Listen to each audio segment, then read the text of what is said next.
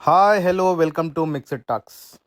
Sikandar movie రివ్యూలోకి వెళ్లే ముందు మా జెన్యూన్ రివ్యూ నచ్చినట్లయితే లైక్ చేసి షేర్ చేసి మా ఛానల్ని సబ్స్క్రైబ్ చేయండి. సల్మాన్ ఖాన్ హీరోగా తమిళ్ డైరెక్టర్ మురుగదాస్ డైరెక్షన్లో వచ్చిన సికందర్ మూవీ ఎలా ఉందో తెలుసుకుందాం. సల్మాన్ ఖాన్ గారికి గత కొన్ని సంవత్సరాలుగా అన్నీ బొక్కలే, అదేనండి అన్నీ ఫ్లాపులే. అసలు ఈ సినిమా అయినా హిట్ కొట్టిందా లేక ఈ సినిమా కూడా బొక్క పెట్టిందా అనేది తెలుసుకోవాలంటే రివ్యూలోకి వెళ్ళాలి. ఏఆర్ మురుగదాస్ డైరెక్షన్ కదా అని ఈ సినిమాకి వెళ్ళాను. సల్మాన్ ఖాన్ గారి ప్రభావం ఏఆర్ మురుగదాస్ డైరెక్షన్ ప్రభావం కానీ సికిందర్ సినిమా కూడా నాకు నచ్చలేదు. సల్మాన్ ఖాన్ గారికి ఇది కూడా ఫ్లాప్ అనే బొందబెట్టింది. సినిమాకి వెళ్దాం రమ్మని మా ఫ్రెండ్ని కూడా పిలిచా, అతను మాత్రం నాకు పెద్దగా నమ్మకం లేదురా అని చెప్పాడు. సినిమా అయిపోయిన తర్వాత అర్థమైంది వాడు చెప్పింది నిజమేనని. కొందరైతే సల్మాన్ ఖాన్ సినిమాల నుంచి రిటైర్డ్ అయ్యేది మేలు అంటున్నారు ఈ సినిమా చూసిన తర్వాత. ఇక సికిందర్ సినిమా కథలోకి వెళ్తే సంజయ్ రాజ్కోట్ అనే ఒక వ్యక్తి రాజ్కోట్లో రాజులా ఉంటాడు. అతను పెద్ద ఆస్తిపరుడు మరియు రాజుల వంశస్థుడు. అతని భార్య ఒక యాక్సిడెంట్లో గాయం వల్ల చనిపోతుంది. ఆమె తమ అవయవాలను దానం చేస్తుంది. అవయవాలను ఎవరైతే స్వీకరించారో వాళ్ళని సంజయ్ కలుసుకోవడం, వారికి ఎలాంటి ముప్పు ఏర్పడుతుంది, ఆ ముప్పు నుంచి సంజయ్ ఎలా కాపాడాడు అనేదే ఈ సినిమా.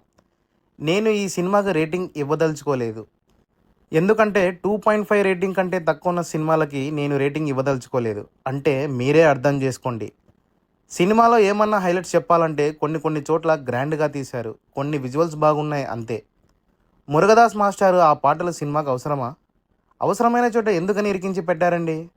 ఇదే పాయింట్పై సినిమా బాగా తీయొచ్చు, కానీ ఏ కోశాన కూడా ఇంట్రెస్ట్ కలగలేదు. ఒక్క ఇంటర్వెల్ టైంలో ఇంకా సెకండ్ హాఫ్ బాగా ఉండొచ్చు అనే ఫీల్ కలిగింది, కానీ డిసప్పాయింట్మెంటే. భార్యాభర్తల మధ్య సీన్స్ వర్కౌట్ కాలేదు. రాజ్కోట్కు రాజు అయి ఉండి చిన్న ఫైట్లు కూడా చేస్తారా? చిన్న వ్యక్తులతో కూడా తలపడతారా? తన మేనేజర్ను కాపాడుకోవడానికి ఆ సీక్వెన్స్ అవసరమా? తన అనుచరులకు చెబితే అతన్ని సేవ్ చేస్తారు కదా. అంత పెద్ద టెర్రరిస్ట్ అటాక్ విషయంలో అజ్ఞాతంలోకి వెళ్ళడం అంటే వేరే ఊర్లో ఉండడమా? ఏందయ్యా ఇది?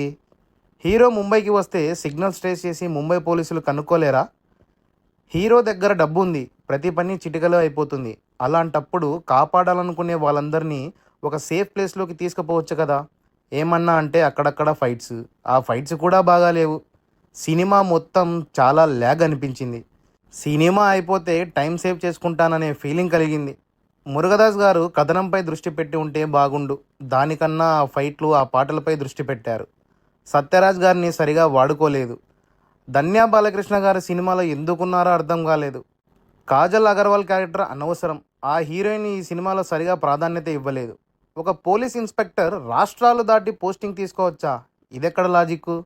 సినిమా నాకైతే పరమ బోరు కొట్టింది. ఎలివేషన్ సీన్స్ లేవు, స్క్రీన్ ప్లే సరిగా లేదు, పాటలు కూడా నచ్చలేదు. మీ ఇష్టం, మీకు ఎవరికైనా నచ్చవచ్చేమో సినిమా. Thank you.